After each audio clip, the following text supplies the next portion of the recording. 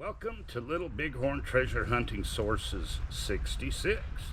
This video will start a series of videos documenting the Colt single action revolvers that are included in a list of 115 Colts that either George Custer or his brother Tom issued to the scouts, surgeons, interpreters, teamsters, and mule skinners who volunteered for the Battle of the Little Bighorn, or that Indian campaign.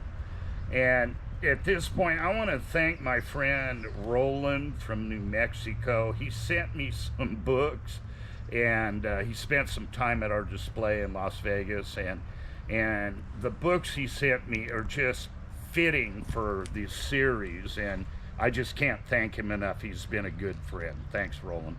But anyway, in earlier videos, 22, 24, 36, 46, and there's some other ones, several of these Colts that were issued to the Indian Scouts are shown.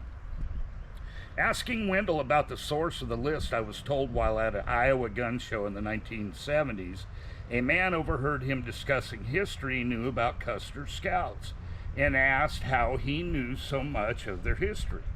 Wendell told him several of his construction employees were descended from the Scouts who were with Custer at the Little Bighorn battle.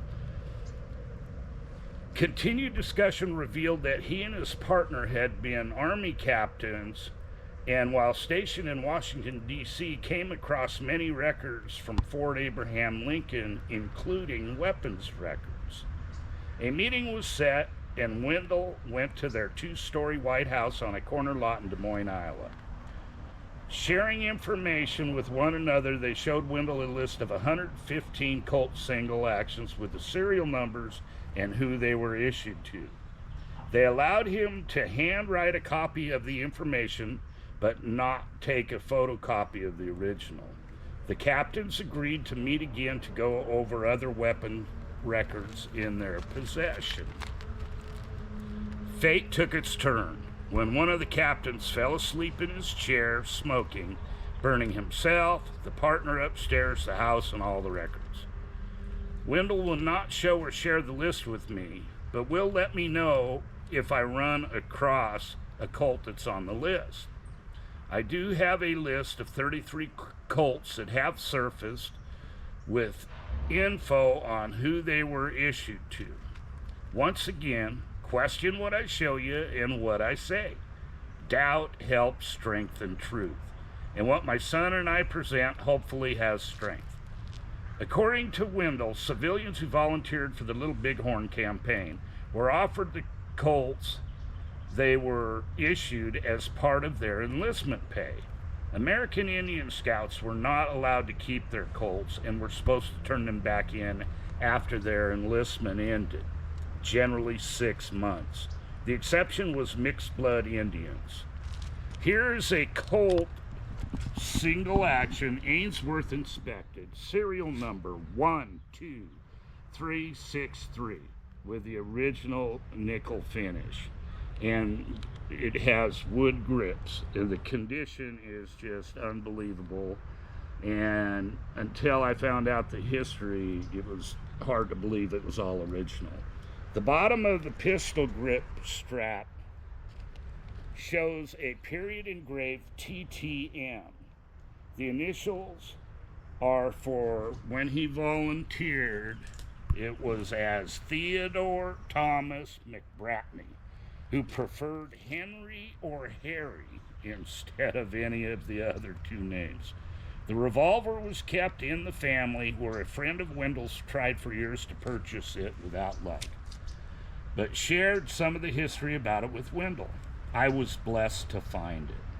McBratney was the tender for the extra mules herded from Fort Abraham Lincoln to the Powder River Depot as replacements for the wagons carrying supplies with General Terry's pack train, or wagon train rather. When they all rendezvoused there at the Yellowstone River and set up their Powder River Depot, General Terry, Colonel Gibbons, and Custer made plans for the search and destruction of the wild Indians. And they were figuring they were in the Little Bighorn Valley. And that when the plans were made, Custer chose to use pack mules to carry their gear. Picking 11 civilian packers, McBratney was said to have been chosen as the head packer. On page 269 of Custer in 76, he is listed with the packers.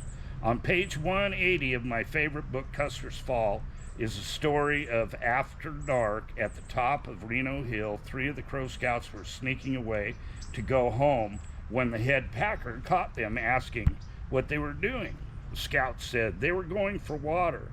So the head packer loaded them up with canteens, which they dumped shortly after leaving, never to return back to the battle. This Colt carries 3 notches on the grip, and I'm sure that it was in many conversation at McBratney's Tavern in Mandan, North Dakota. He ended up having a tavern as well as a store.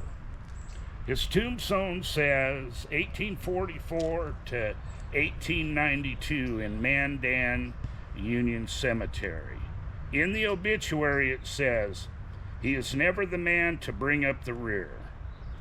And then on that list of Wendell's, the next Colt on it is serial number 12364, one number above this gun, and it shows it was issued to the scout Stabbed, who was also in the Battle of the Little Bighorn. So that's it for this one. Hope you enjoyed it. God bless.